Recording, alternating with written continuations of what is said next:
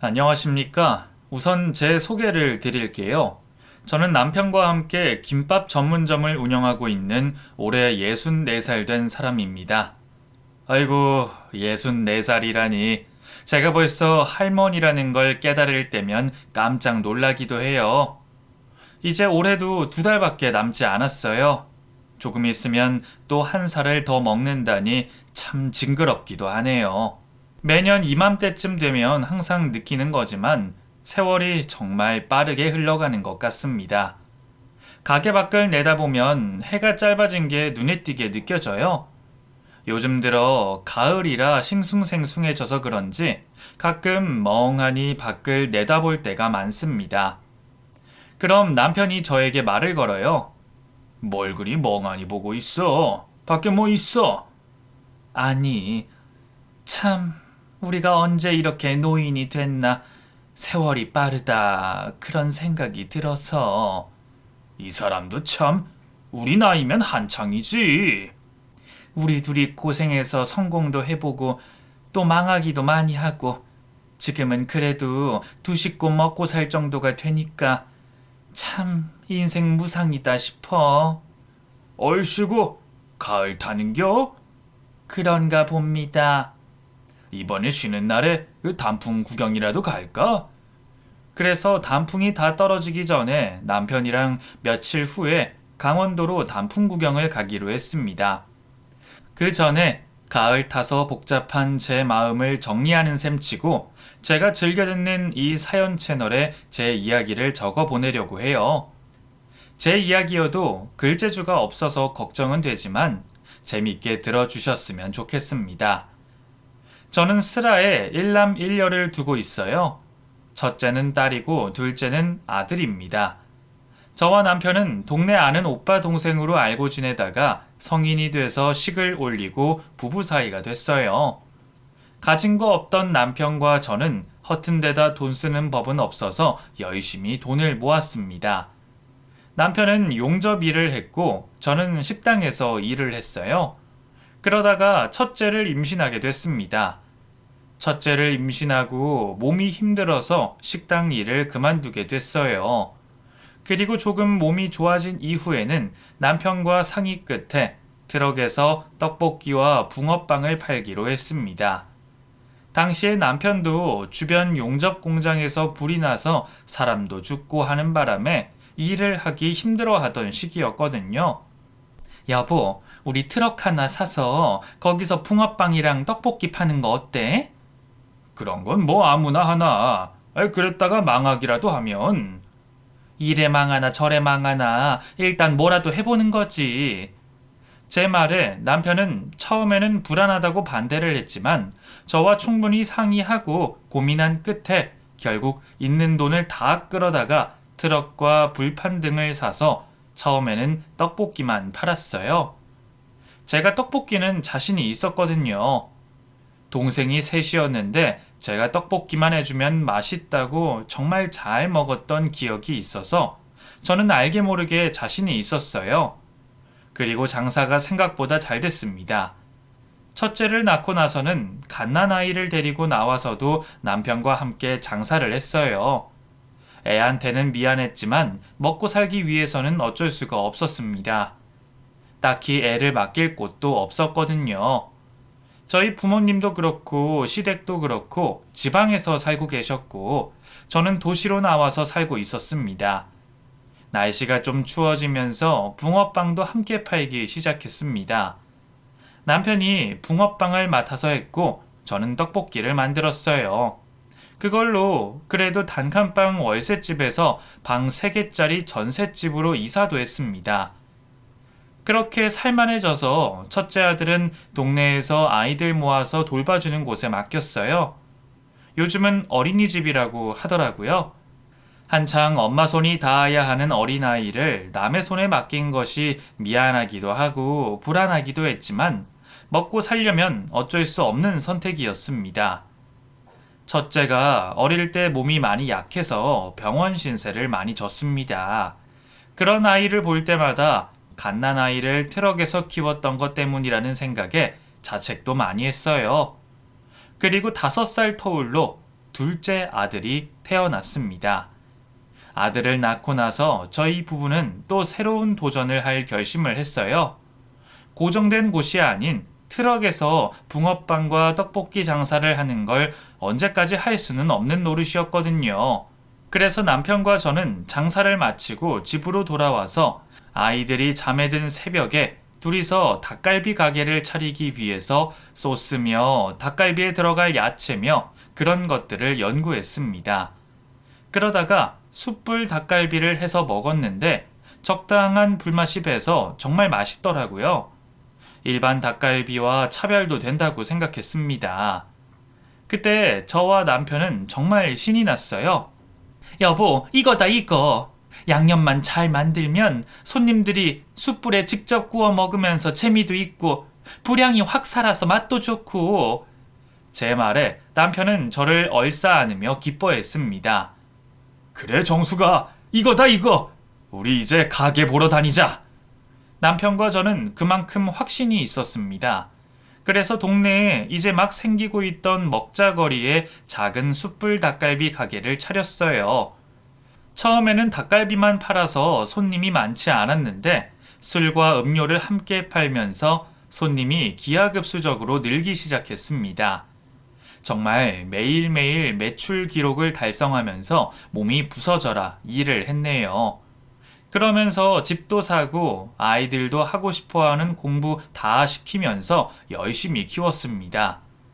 첫째는 공부머리가 좋아서 대학도 성적 장학금을 받으면서 다니고 졸업 후에는 회사에 취업해서 일을 하다가 본인 힘으로 미국으로 유학을 떠났어요. 부모된 마음으로 타지에 딸을 보내는 게 걱정이 되기는 했는데 애가 가고 싶다고 하니 말릴 수는 없었습니다. 엄마 아빠, 나 가서 열심히 잘 살게. 도윤이 너 엄마 아빠 말씀 잘 듣고 공부 열심히 해. 알았어 누나. 누나 미국 가면 나 초청해. 나도 미국 놀러 가고 싶어. 초청은 네가 돈 모아서 비행기 타고 오면 되지. 그렇게 딸은 유학을 가서는 자기 하고 싶은 공부를 하고 미국에서 일을 하다가 현지 남자를 만나서 거기서 결혼을 했습니다. 코로나가 있기 전에는 1년에 한두 번씩은 한국에 나와서 머물다가 가고는 했어요. 미국 사위를 보면 말이 통하지 않아서 콩글리시로 이래저래 말을 하면 귀신같이 알아듣고 몸으로 이래저래 표현해줬습니다. 뭐로 가도 서울만 가면 된다고. 그래도 의사소통에 문제는 없었어요. 그리고 둘째인 아들은 누나만큼 공부머리가 좋지는 않았지만 그래도 말썽 피우는 일 없이 성실하게 잘 자라줬어요. 성격이 무뚝뚝하기는 하지만 행동으로 보여주는 스타일이라서 엄마 아빠 고생한다고 방학이면 닭갈비 가게에 나와서 일을 도와주기도 했습니다. 주변 상인들도 저희 아들을 보면 칭찬이 자자했어요. 듬직한 아들이었죠. 그리고 저희는 장사가 잘 돼서 줄 서서 기다리는 손님이 생기자 가게를 확장하기도 했습니다. 남편과 저 둘이서만 일하기에는 일손이 딸려서 직원도 두세 명 둘 정도로 장사가 잘 됐어요. 아들은 대학을 다니다가 군대도 다녀오고 복학하고 졸업한 후에는 대기업은 아니지만 그래도 알아주는 중견기업에 입사를 해서 다녔습니다. 딸이 손주를 데리고 미국에서 한국에 다니러 오면 아들이 조카가 예뻐서 어쩔 줄을 몰라 했습니다. 우리 제이미는 어쩜 이렇게 잘생겼냐? 우르르르르. 삼촌 해봐, 삼촌. 아들이 그러고 있으면 딸이 웃다가 아들에게 말했어요. 야, 도윤아, 너도 얼른 장가 가서 애 낳아라. 너 지금 몇 살이지? 28인가? 여자친구 없어? 자기 누나의 물음에 아들이 저희 부부는 처음 하는 이야기를 꺼내더라고요. 나 여자친구 있지. 이제 1년 반 사귀었어. 그 말을 듣고 저는 깜짝 놀라서 되물었습니다. 아이고, 그렇게 오래 만났어? 엄마 아빠한테는 말도 안 하고 우리 아들 서운하네? 우리 엄마 서운하시구나. 아들도 연애하고 장가도 가야죠. 아들의 말에 남편이 대답했습니다. 아빠도 서운하다.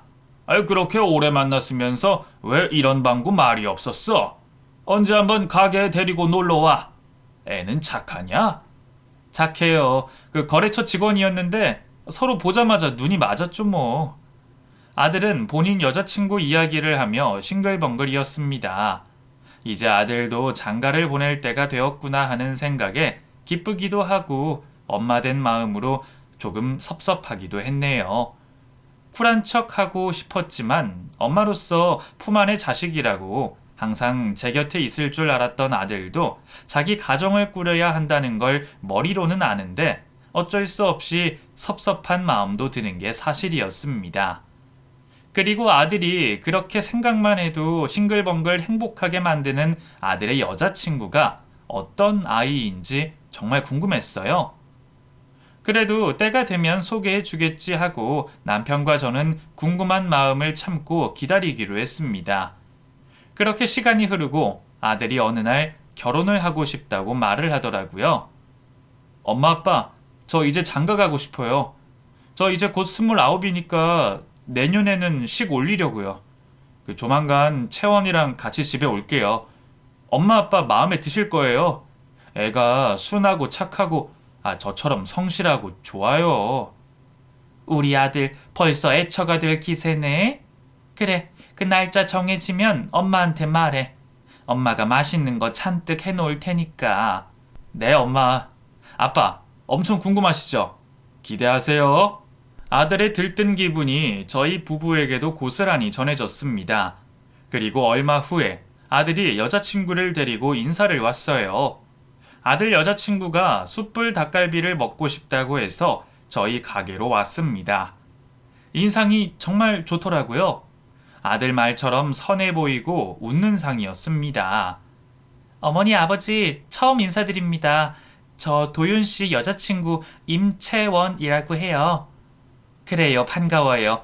시장하죠? 내가 맛있는 거 해주려고 했는데 그 닭갈비로 괜찮겠어? 가게가 정말 크네요. 저 닭갈비 정말 좋아하거든요. 제가 뭐 도와드릴 거 없어요? 그러면서 아들 여자친구가 주방까지 와서 본인들 줄 음식을 직접 내갔습니다. 제가 하지 말라고 그냥 앉아 있으라고 해도 말을 듣지 않더라고요. 그리고 앉아서 대화를 하면서 보니 요즘 애들 같지 않게 참 싹싹하고 애가 밝아서 마음에 들었어요. 닭갈비 정말 맛있어요. 왜 맛집으로 소문났는지 단박에 알겠네요. 아, 진작에 올걸. 그래요? 맛있게 먹으니 고맙네. 먹고 싶으면 언제든지 와서 먹어요. 정말요? 와, 감사합니다. 음식도 복스럽게 잘 먹어서 정말 보기 좋았습니다. 아들도 옆에서 어찌나 해맑게 웃고 있던지 저렇게 둘이 좋다는데 반대할 이유가 하나도 없었어요. 그런데 상견례는 생략하자고 하더라고요. 바깥 사돈이 간암 초기 진단을 받고 수술을 하시느라 경황이 없다고 했습니다. 뭐 그런 줄 알았죠. 아프다는데 억지로 상견례를 진행할 수도 없었고요. 그리고 애들이 지들끼리 알아서 예식장까지 예약을 해뒀다고 해서 어지간히 빨리 살림 합치고 살고 싶나 보다 하는 생각이 들 뿐입니다. 그때부터 이미 며느리는 거짓말을 작정하고 하고 있다는 걸 저희가 알 턱이 있었겠나요? 아무튼 식장에서 처음으로 사돈들을 만났는데 암으로 고생했다는 사람치고는 건강해 보여서 의아하기는 했습니다. 그리고 뭔가 며느리랑 사이가 대면대면해 보이더라고요. 딸아, 결혼 축하한다. 네, 감사해요. 그런데 그런 걸 보고도 그 당시에는 별로 이상하다는 생각까지는 못했던 것 같습니다. 아무튼 남편과 저는 아들이 일하는 서울 중심가 근처에 아파트를 사줬어요. 아시다시피 서울 아파트 값이 말도 안 되게 비싸잖아요. 저희가 가지고 있던 돈을 거의 다 들이다시피 해서 아들 집을 해줬습니다. 어차피 살아야 하는 집, 저희는 또 벌면 되니까 아들 집 한 채 제대로 해주고 싶었어요. 그래서 조금 무리를 해서 아들 집을 해줬습니다. 아들은 미안해하면서 자기가 대출받아서 해도 된다고 했지만 그래도 부모 마음이 그게 아니잖아요. 그렇게 아들은 결혼을 했고 며느리가 결혼 후에 일을 그만뒀다고 하더라고요. 그리고 저희 가게에 음료수니 간식이니 사가지고 와서 일도 도와주고 했습니다. 처음에는 정말 고마울 뿐이었어요. 그런 검은 속내가 있는 줄은 미처 몰랐습니다. 어머니 좋아하시는 단팥빵 사왔어요. 드시고 하세요. 어머, 그냥 와도 되는데. 고마워, 우리 며느리. 뭘요? 어머니, 저 할 일 없어요? 나중에 저도 어머니네 숯불 닭갈비 체인점 하나 낼까 봐요. 지금부터 열심히 배울게요. 이거 보통 일 아닌데? 회사에서 사무일만 하던 사람이 이런 거 할 수 있겠어? 그럼요. 저도 요리하는 거 좋아해요. 당시에는 가게가 꽤 잘 되는 편이어서 남편과 저의 노후 자금만 모으면 며느리에게 물려줘도 좋겠다는 생각에 저도 남편도 열심히 일을 가르쳐 줬습니다. 하지만 비법 소스는 조금 천천히 가르쳐 주고 싶었어요. 사실 저희 가게에 직원이 5명이었고 일할 사람은 충분했습니다. 며느리가 일을 배우고자 하는 모습이 그저 귀엽고 예쁘게만 보였네요. 그렇게 며느리는 일주일에 3번씩은 꼭 저희 가게에 와서 일을 했어요. 꽁으로 며느리 고생시키는 것 같아서 월급도 줬습니다. 됐다고 하면서도 못 이기는 척 다 받아가더라고요. 시어르신이 불편하고 어려울 수도 있을 텐데 며느리는 그런 기색 없이 와서 살뜰하게 일을 해줘서 저와 남편은 그저 흐뭇했습니다. 채원이가 가게 와서 일하니까 너무 고맙네. 그치 여보? 그러게, 그 막내딸 생긴 기분이야. 애가 어찌나 애교도 많은지.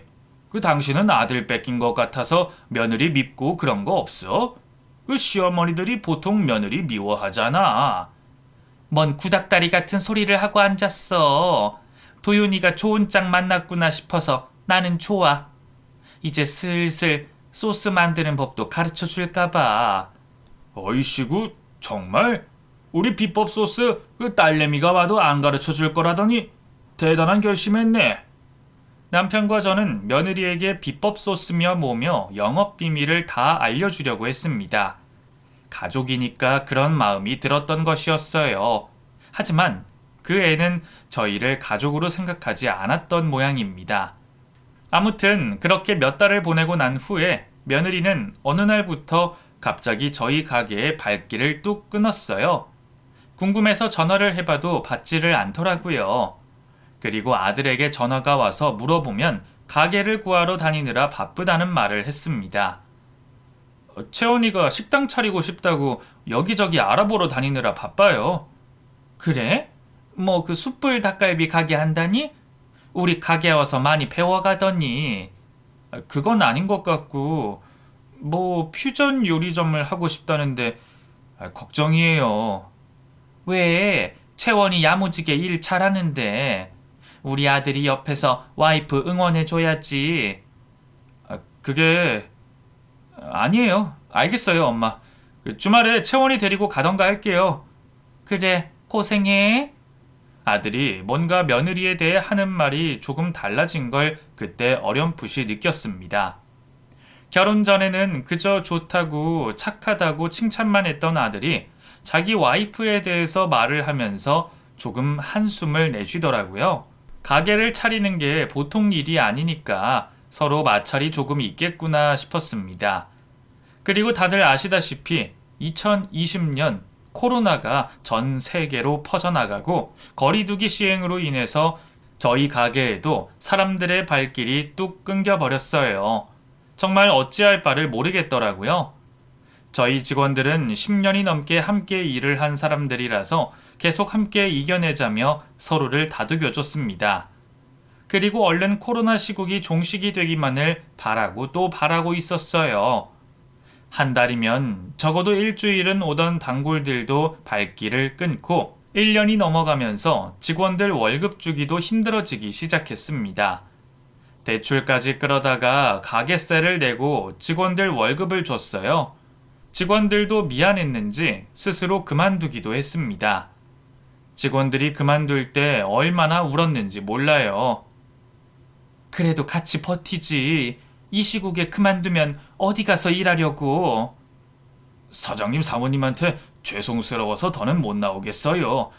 손님도 없는데 계속 월급 받기도 죄송스럽고요.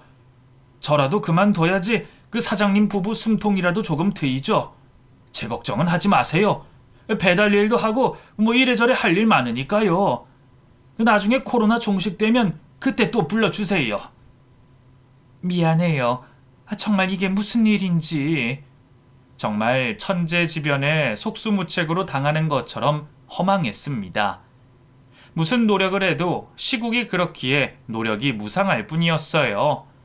그렇게 코로나 시국이 2년이 넘어가면서 주변 상인들도 짧게는 5년, 길게는 20년 이상을 운영하던 가게 문을 닫아야만 했습니다. 저희도 더는 버틸 수가 없었어요. 가지고 있던 돈을 거의 다 까먹고 저희 부부에게 남은 것은 빚밖에 없었습니다. 결국은 남아있던 직원들과 대성통곡을 하며 가게 문을 닫고 파산 신청까지 했어요. 여보, 우리가 어쩌다가 이렇게 됐어? 우리 둘이서 어떻게 일군 가게인데? 제가 탄식을 하자 남편도 한숨을 내쉬면서 말했습니다. 정말 답답하다.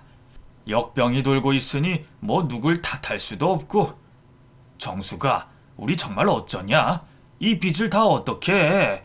이제 돈 벌어서 우리 둘이 편하게 살 날만 있을 줄 알았는데. 파산 신청 전에 남편과 둘이서 그런 이야기들을 나누며 얼마나 울었는지 모릅니다.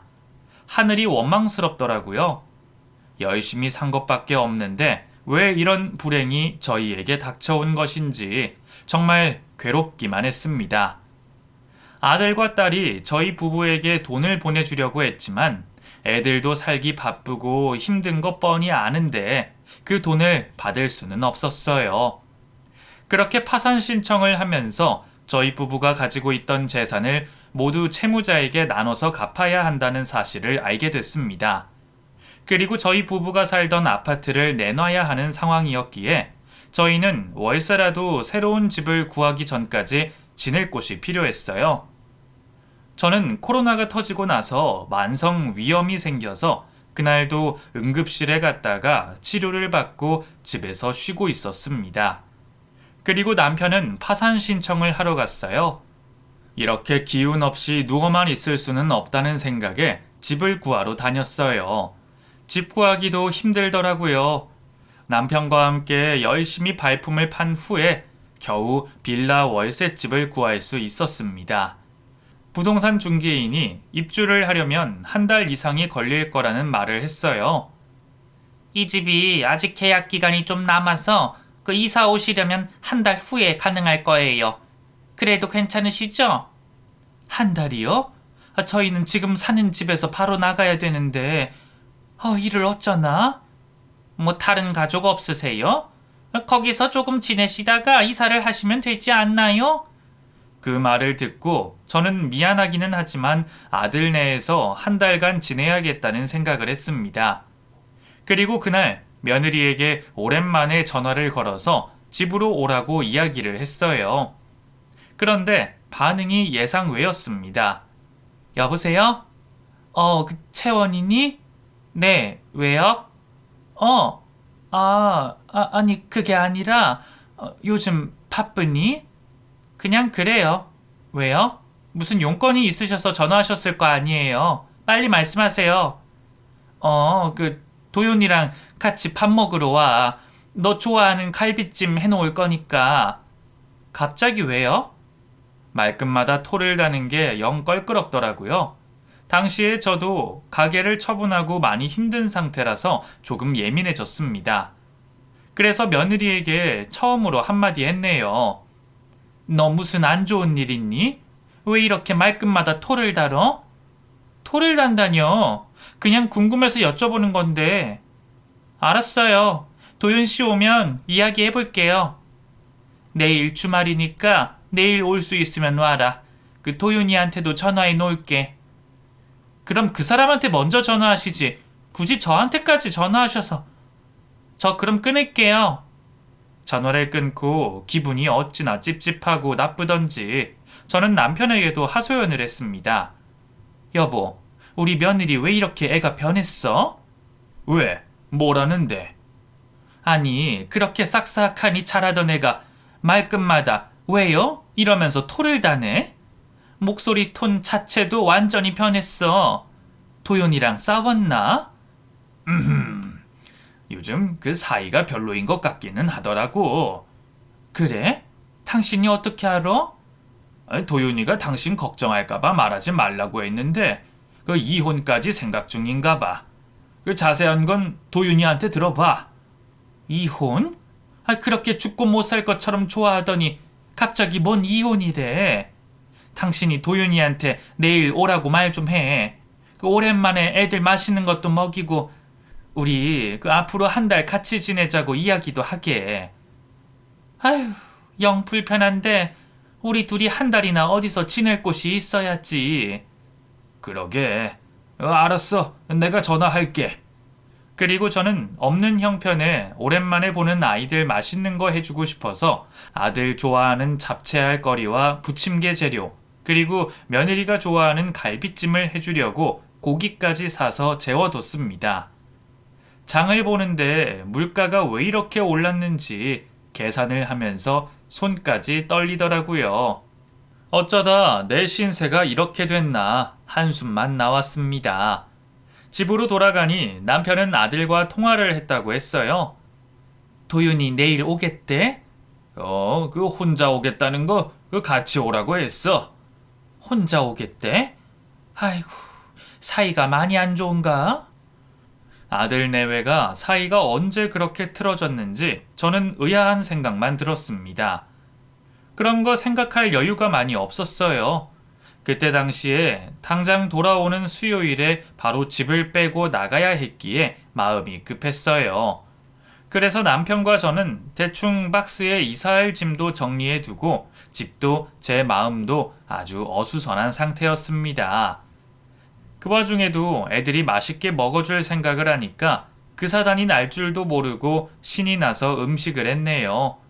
그리고 애들이 올 시간이 다 됐는데 올 생각을 하지 않아서 남편과 저는 배고픈데도 참고 기다렸습니다. 애들 1시에 도착한다고 하지 않았어? 그러게 말이야. 벌써 2시가 다 됐는데 왜 안 온대? 전화해볼까? 그래, 당신이 전화 한번 해봐. 그리고 남편이 전화를 하려고 휴대폰을 든 찰나에 현관벨이 울렸어요. 저와 남편은 반가운 마음에 버선발로 뛰어나가서 문을 열어줬습니다. 그런데 아들도 며느리도 표정이 좋지 않더라고요. 분위기가 아주 냉랭했습니다. 저는 싸웠나 싶었지만 모른 척하고 분위기를 바꿔주려고 혼자 애를 썼어요. 어이구, 왔어. 오느라 고생했지. 그러자 며느리가 싸늘하게 대답했습니다. 차 타고 20분이면 오는데 고생은 무슨 고생이에요. 며느리의 말을 듣고 아들이 한마디 하더라고요. 넌 말을 꼭 그렇게 해야 되냐? 너 때문에 늦은 거 아니야. 아들의 반응에 당황해서 제가 오히려 말렸습니다. 우리 아들 왜 이렇게 승질을 낼까? 배고파서 예민해졌나? 얼른 들어와서 밥 먹어. 아들이랑 같이 살 때는 식탁이 있었는데 이사를 가면 그 큰 식탁이 필요가 없을 것 같아서 저와 남편은 중고로 팔아치운 후였고 상에 음식을 차려두고 있었습니다. 그때까지 가게를 정리한 것도 파산한 것도 몰랐던 아들이 놀라서 묻더라고요. 엄마, 집에 왜 이렇게 박스가 있어요? 휑하니 식탁은요? 그게 천천히 이야기하자. 우선 앉아서 밥 먹어. 그렇게 말하고 저는 부엌으로 가서 냄비에 있던 갈비찜을 접시에 옮겨 담고 음식을 차렸습니다. 그런데 평소 같았으면 부엌에 와서 같이 일을 했을 며느리는 인상을 찌푸리고 앉아서 꿈쩍할 생각도 하지 않더라고요. 그 모습을 보고 아들이 부엌으로 오며 며느리에게 말했습니다. 엄마, 뭐 도와드릴까요? 채원아, 너도 좀 같이 해. 내가 뭘 해? 피곤해 죽겠는데. 입맛도 없는데 왜 여기까지 불러서. 너 진짜 이럴래? 엄마 아빠 앞에서는 티내지 말자고 했지? 아들이 알듯 말듯한 말을 며느리에게 하며 저를 도와서 음식을 날랐습니다. 그리고 다 차려놓은 밥상에 숟가락을 올리고 이제 떠서 먹기만 했어요. 그런데 음식을 먹기 전에 며느리가 말하더라고요. 근데 저희 왜 부르신 거예요? 궁금해서 그런데 먼저 듣고 식사하면 안 될까요? 너 정말 왜 그래? 아니, 밥 먹고 이야기해 주시겠지. 아니, 지금 시간이 몇 시인데 우리 늦느라 엄마 아빠 밥도 못 드시고 기다리셔서 시장하실 텐데. 아들 내외가 또 싸울 것 같아서 그냥 저는 먼저 이야기를 해주려고 입을 열었습니다. 그게 도윤아, 채원아, 우리가 당분간 너희 집에서 좀 살아야 할 것 같아. 왜요? 엄마 무슨 일 있어요? 뭐 큰일은 아니고 수요일에 이 집 나가야 돼서.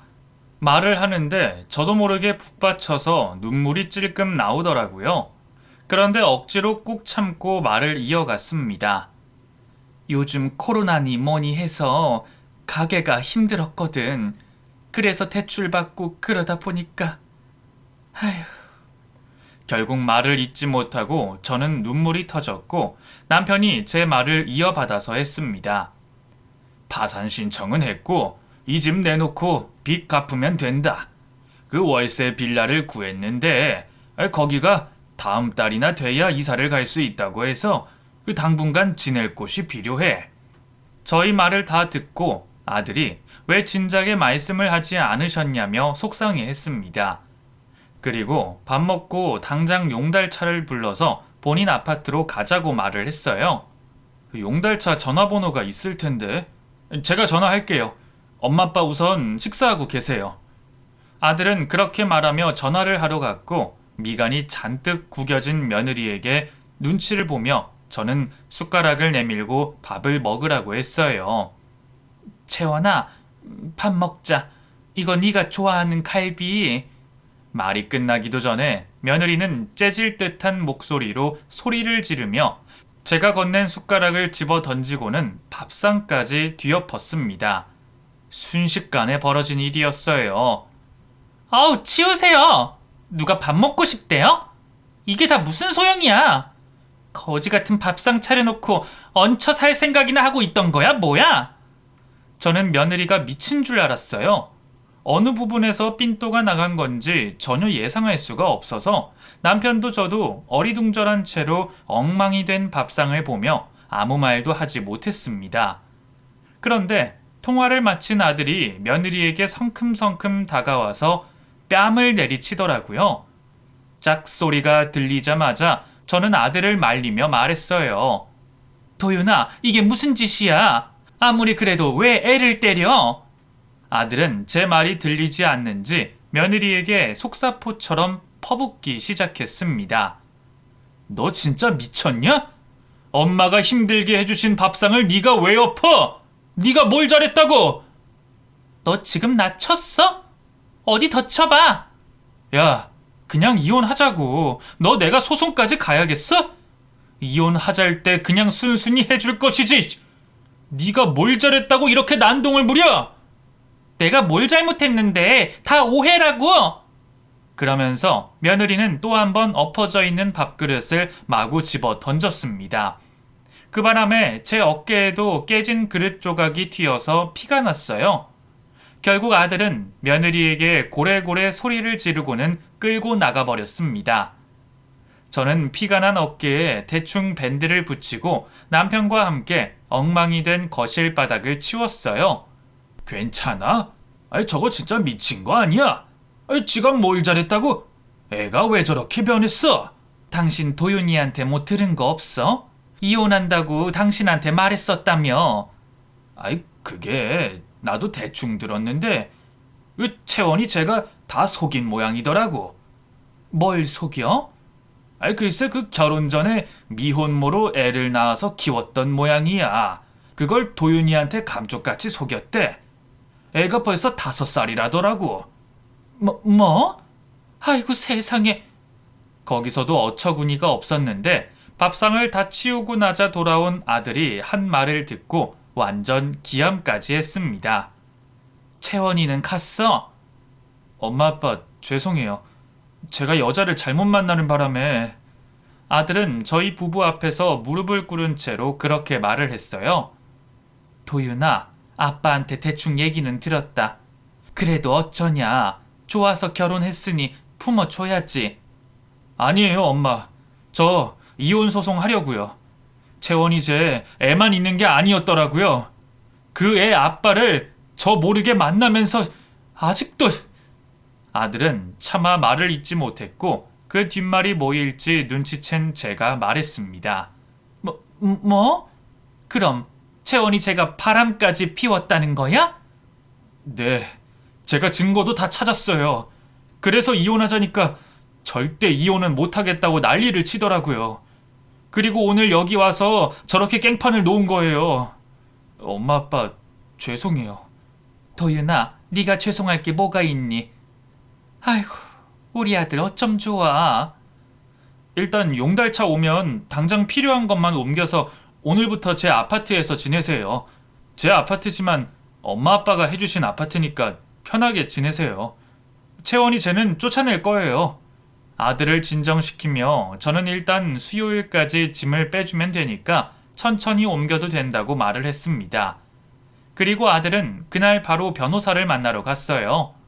그렇게 저희 부부에게 살갑게 굴던 며느리가 검은 속내를 가지고 아들에게 접근했다는 사실이 믿기지 않았습니다. 나쁜 일이 한번 터지면 연속으로 터진다더니 그 말이 딱 맞더라고요.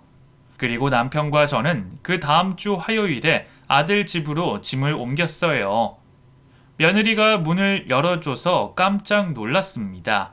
그리고는 냅다 저희 부부 앞에서 납작 엎드려서 석고대죄를 하더라고요. 어머니, 아버지, 제가 정신이 나갔었나 봐요. 정말 죄송해요. 어머니, 아버지, 저 도윤 씨 이대로 놓칠 수 없어요. 도윤 씨 좀 말려주세요. 이혼 소송이 웬 말이에요. 그러면서 악어의 눈물을 흘리더라고요. 저는 밥상을 뒤엎던 며느리의 악랄한 모습이 떠올라서 눈앞에서 우는 며느리의 꼴도 보기 싫었습니다. 너 어디까지 속인 거야? 네 부모님, 그 사람들은 진짜 부모 맞아? 속일 생각하지 말고 말해봐라. 저는 결혼식 날에 이상하다고 생각했던 점을 지적했습니다. 그 사람들 사실 연기자예요. 저희 부모님은 제가 애 낳은 것도 결혼한 것도 모르세요. 그 말을 듣고 정말 피가 거꾸로 솟는 기분이었습니다. 너 왜 우리 아들한테 이런 짓을 한 거야? 왜? 도대체 왜? 도현 씨를 사랑했으니까요. 제 5살 난 애까지 품어줄 거라고 생각했는데 애초에 속이고 결혼한 게 문제라고 생각하지 않니? 아이고 혈압이야. 그러고 있는데 아들이 현관문을 열고 들어왔습니다. 그리고 며느리를 보고는 황당한 표정을 짓고 내쫓더라고요. 야, 너 여기 왜 있어? 내가 내 집에서 나가라고 했지? 짐 싸고 나가더니 왜 왔어? 네 애아빠한테 가. 도윤씨, 내가 미안해. 애아빠라니. 그 사람이랑 나 아무 사이도 아니야. 이제 와서 뭐? 내가 너 그 인간이랑 하고 다닌 짓 다 알고 있어. 증거까지 있는데 발뺌하려고? 언제까지 날 속일 생각이야? 별 볼 일 없는 그 자식이랑 살기 너도 두렵냐? 나도 너랑 얼굴 마주하기 역겨워. 나가라고! 그렇게 화가 난 아들의 모습은 살면서 처음 봤습니다. 그리고 결국 며느리, 아니 그 사기꾼년을 내쫓아 버렸어요. 그날 이후로 아들은 한참이 걸려서 소송 끝에 이혼을 할 수 있었습니다. 그리고 재산 분할은 한 푼도 해주지 않아도 됐어요. 사기 결혼이 인정이 됐거든요. 그 사기꾼 협작꾼녀는 아들에게 위자료도 지불해야 했습니다. 그걸 줄 형편도 되지 않아서 나눠서 줘야 한다고 하더라고요.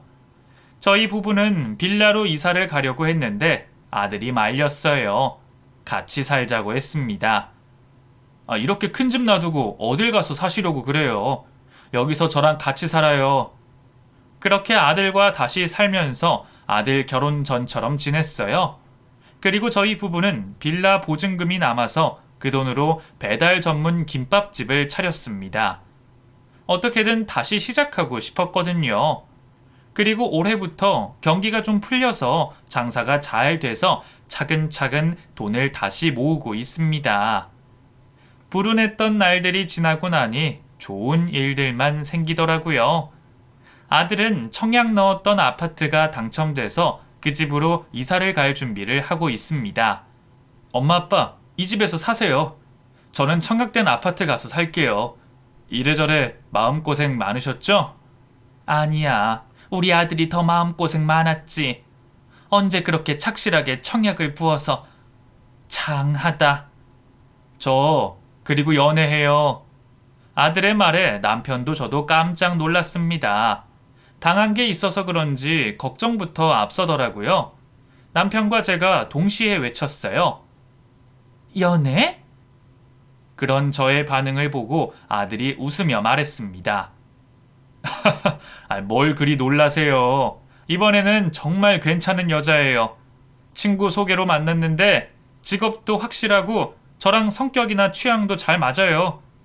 제가 그런 일 당하고 또 실수하겠어요. 걱정 마세요. 그리고 엄마 아빠가 직접 만나보시고 어떤지 말씀해 주세요. 아들의 여유로운 대답에 가슴을 쓸어내렸지만 불안한 게 완전히 가시지는 않더라고요.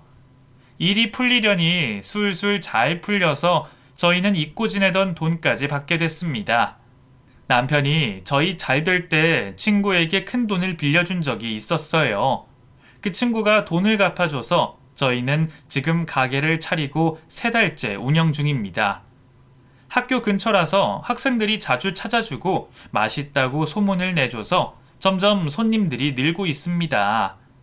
이제는 배달까지 하니까 장사가 정말 잘 되고 있어서 다행이지 뭐예요.